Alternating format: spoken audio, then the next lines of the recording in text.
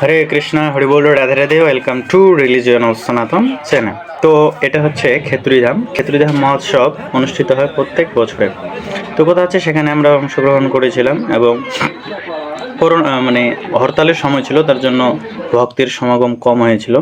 তা ওখানে গিয়ে হচ্ছে গঙ্গা স্নান করি এবং গঙ্গা স্নান করে বৈষ্ণবদের সঙ্গ লাভ করি। তো কথা হচ্ছে আমাদের যাত্রাটা শুরু হচ্ছে বগুড়া রেলওয়ে স্টেশন থেকে। যেহেতু আমরা বগুড়া থেকে যাচ্ছিলাম, তো আমার সাথে যে ছিল নবদ্বীপ, হ্যাঁ, আমাদের জুনিয়র আসে এবং আমরা বসে বসে চিন্তা করতেছিলাম যে আসলে ট্রেনের পাংচার হয় কিনা, তো চাকাগুলো চেক করতেছিলাম। তো এখন এই কথা শুনে হচ্ছে এক আন্টি দেখতেছি ট্রেনের জন্য খুব মানে অপেক্ষায় রয়েছে। যাই ফাইনালি ট্রেনটা চলে আসার পরে আমরা চিন্তা করলাম যে কোন বগিতে চড়বো, তার জন্য সিলেক্ট করতেছি, কিন্তু এত দ্রুত যাচ্ছে আমরা বুঝতে পারতেছি না কোন বগিটা ফাঁকা রয়েছে।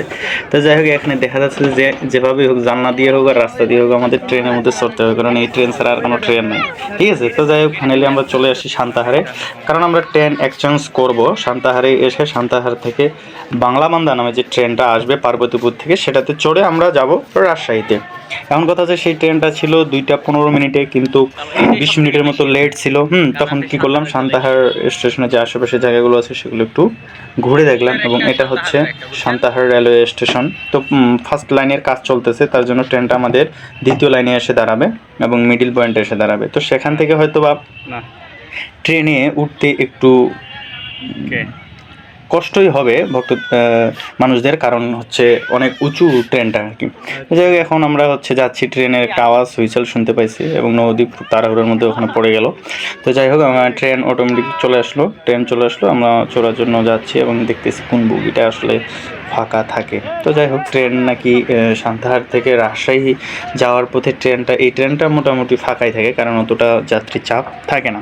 তো যাই হোক, ট্রেনে বসে পড়ছি এবং ট্রেনে বসার পরে একটা কবিতার কথা মনে পড়ছে, ট্রেন চলেছে ট্রেনের বাড়ি কই। এই কবিতাটি কে লিখেছে, আপনারা যদি কবির নাম জানেন অবশ্যই কমেন্টে জানাবেন। তো যাই হোক, ট্রেনে কিন্তু মজাটাই আলাদা, অন্যরকম একটা ফিলিংস দেয়। সুন্দর করে বসে থাকে, ও প্রাকৃতিক পরিবেশ দেখতে মজাই লাগে। তো যাই হোক, এভাবে করেই আমরা চলে আসলাম কোথায়, রাজশাহী রেলওয়ে স্টেশনে। এবং এখানে দেখা যাচ্ছে যে মানুষ, মানে এতগুলো মানুষ এই ট্রেনের মধ্যে ছিল, মানে চিন্তা করেন, এই একদমই ওই মাথা থেকে হেঁটে আসে একবারে এই মাথা পর্যন্ত। চিন্তা করেন কত মানুষ একটা ট্রেনের মধ্যে ছিল। ফাইনালি স্টেশন থেকে বার হয়ে যাওয়ার পরে এখন আমরা হচ্ছে যাব রাজশাহীতে তো আসি, খেতড়িধামের উদ্দেশ্যে যাব। যেমন আমাদের প্যামতলি বা বসন্তপুর, আমরা মূলত বসন্তপুরে নামবো। বসন্তপুরে নেমে ওখান থেকে 2-3 মিনিট হাঁটলেই আমরা ইস্কন মন্দির পেয়ে যাবো। ইস্কন মন্দিরে এসেছিলাম, যেহেতু দামোদর মাস সবাই প্রদীপ দেখাচ্ছে এবং আমরা পরের দিন ছিলাম, ওই দিনের রাতে ছিলাম, বৃহস্পতিবারে গেছি, শুক্রবারের সকালে মঙ্গল আরতিতে যোগদান করি এবং অনেক বছরে মঙ্গল আরতিতে অংশগ্রহণ করি এবং সবাই ভগবানের উদ্দেশ্যে যে প্রদীপটা নিবেদন করা হয়েছিল সেটা সবাই স্পর্শ করার এবং সেই কৃপা নেওয়ার জন্য চেষ্টা করতেছে। এবং নৃসিংহ আরতি হচ্ছে, নৃসিংহ আরতি শেষে তুলসী আরতি হবে এবং তুলসী আরতিতে হচ্ছে আমরা যখন প্রদক্ষিণ করি, আসলে তুলসী আরতি প্রদক্ষিণের সময় আমাদের সমস্ত পাপ কি নাশ হয়ে যায়। জানি কানি চপাপানি ব্রহ্মহত্যা দিকানি চ তানি তানি প্রণশন্তি প্রদক্ষিণ পদে পদে। এখন কথা হচ্ছে একটা গুরুত্বপূর্ণ বিষয় আপনাদেরকে জানানোই হয়নি, সেটা কি হচ্ছে, সেটা হচ্ছে যে আমরা যার উদ্দেশ্যে গিয়েছি, অর্থাৎ নরোত্তম দাস ঠাকুরের বাবা এবং মাতার নাম কি আমরা জানি না, কিন্তু আমি হচ্ছে বাবার নাম হচ্ছে কৃষ্ণনন্দ এবং মায়ের নাম হচ্ছে নারায়ণী দেবী। এবং নরোত্তম দাস ঠাকুর মাত্র 16 বছর বয়সে গৃহত্যাগ করে বৃন্দাবনে চলে যায় ভগবদ্ভক্তি পালন করার জন্য। অর্থাৎ এখন কথা হচ্ছে যে নরোত্তম দাস ঠাকুর কিন্তু ভক্তির মহাজন মানে কি, টাকা পয়সা থাকলে মানুষকে যদি টাকা ধার দেয় তাহলে তাকে মহাজন বলা হয়, কিন্তু ভক্তির মহাজন মানে কি, প্রেম ভক্তির মহাজন নরোত্তম দাস ঠাকুর।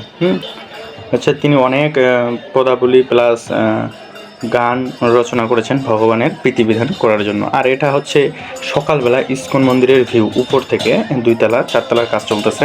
হ্যাঁ, আমি 2তলা থেকে এই ভিউটা নিচ্ছি এবং সকালবেলা পরিবেশটা অনেক সুন্দর, শান্ত, অনেক সুন্দর। তো এখানে হচ্ছে আপনারা এসেও থাকতে পারেন এমনি। তো এখন কথা হচ্ছে আমরা একটু ঘোরার জন্য আমি আর নবদ্বীপ তো যাচ্ছি হচ্ছে গৌরাঙ্গবাড়ি থেকে যাবো হচ্ছে প্রেমতলি স্নান করার জন্য। কিন্তু রাস্তার কন্ডিশন বা পরিস্থিতি দেখে আপনারা বুঝতে পারতেছেন, যেহেতু শুক্রবার 3 দিন হয়েছিল, বুধ বৃহস্পতি শুক্র, যেহেতু শুক্রবারের দিন এটা, তার জন্য সবাই হচ্ছে বাসার উদ্দেশ্যে যাত্রা শুরু করছে অলরেডি। অনেকেই সব কিছু ভেঙে গাড়ির মধ্যে লোডিং করে যাত্রা শুরু করে দিয়েছে। আবার কেউ ভাঙ্গা মেলা, যারা আশেপাশের এলাকার লোকেরা রয়েছে, তারা হচ্ছে ভাঙ্গা মেলা দেখার জন্য আসতেছে। শুধু আমরা যে আসতেছি তা না, এরকম হাজারো মানুষ আসতেছিল। তো এখন কথা হচ্ছে যাই গিয়ে আমরা গৌরাঙ্গবাড়ির যে মন্দির সেটা পরিদর্শন করব, এবং গৌরাঙ্গবাড়ির সামনের যে অংশটা, এটাতে এই যে আমাদের হরতাল যদি না থাকতো তাহলে পা রাখার মতো জায়গা পরিস্থিতি থাকতো না। তবে একটু ভক্তের আগমন কম ঘটেছে। তো এটা হচ্ছে গৌরাঙ্গবাড়ি। হ্যাঁ, গৌরাঙ্গবাড়ি মানে নরোত্তম দাস ঠাকুরের বাড়ি। তো আপনারা দেখেন সেই বাড়ি।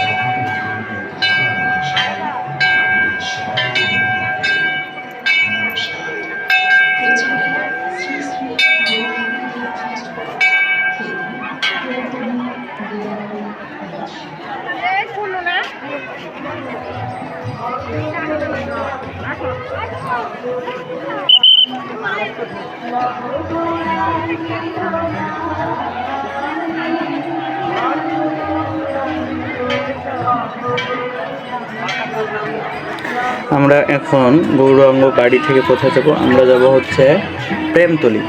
প্রেমতলিতে গিয়ে ওখানে পদ্মাতে স্নান করব। এবং প্রেমতলির ভিতরে, এটা হচ্ছে প্রেমতলির ভিতরের মন্দির, এবং এখানে একটা তমাল বৃক্ষ রয়েছে। তমাল বৃক্ষকে অবশ্যই আপনারা আসলে টাচ করবেন বা আলিঙ্গন করবেন। হ্যাঁ, কারণ তমাল বৃক্ষের অনেক গুরুত্ব রয়েছে। তো এখানে জগন্নাথ বলদেব এবং রাধা মাধব রয়েছে। আমরা যদি দেখি জুম করে একটু হালকা, জগন্নাথ বলদেব, সুভদ্রা মহারানী এবং রাধা কৃষ্ণ রয়েছে। তো অনেক ভক্তরা এসে এখানে প্রণাম করতেছে, এবং অনেক ভক্তরা হচ্ছে তমাল বৃক্ষকে প্রদক্ষিণ করতেছে। আমাদের সৌভাগ্য তেমন হয়নি, কারণ আমরা 3টা পাক দিয়েছি। দেওয়ার পরে তমাল বৃক্ষকে স্পর্শ করছি। তো আপনারাও আসবেন, এসে এখানে প্রদক্ষিণ করবেন 7 বার, এবং তমাল বৃক্ষকে স্পর্শ করবেন, তাহলে আপনাদের প্রেমধন বৃদ্ধি পাবে। তো আমরা এখন হচ্ছে গঙ্গাতে চলে এসেছি, এবং স্নান করার জন্য আমি স্নান করব। কিন্তু এখানে স্নান করার সময় আমি ভিডিও করিনি, কারণ অনেকেই এখানে স্নান করতেছিল, মহিলারাও ছিল, তার জন্য আমি ভিডিও করতে পারিনি। তো যাই হোক, স্নান টান করে আমার তিলক করা অলরেডি শেষ। আমরা এখন হচ্ছে ইস্কন মন্দিরে যাব, এবং ইস্কন মন্দিরে গিয়ে প্রসাদ পেয়ে আমরা বগুড়ার উদ্দেশ্যে রওনা দিব। তো যাই হোক, আপনারা চেষ্টা করবেন এরকম ধামে আসার জন্য। হরি বল। ভিডিওটি ভালো লাগলে অবশ্যই সাবস্ক্রাইব করবেন, পাশে থাকবেন এরকম ধর্মীয় বিষয় জানতে। হরে কৃষ্ণ। লাস্ট ছিল, আর সবকিছু সবাই অবশ্য চলে যাচ্ছে, আমরাও যাচ্ছি। হ্যাঁ, আপনারা আগান, আমরা আসতেছি। তো কথা হচ্ছে, যেতে যেতে আমাদের মনে হলো যে না, আমরা একটা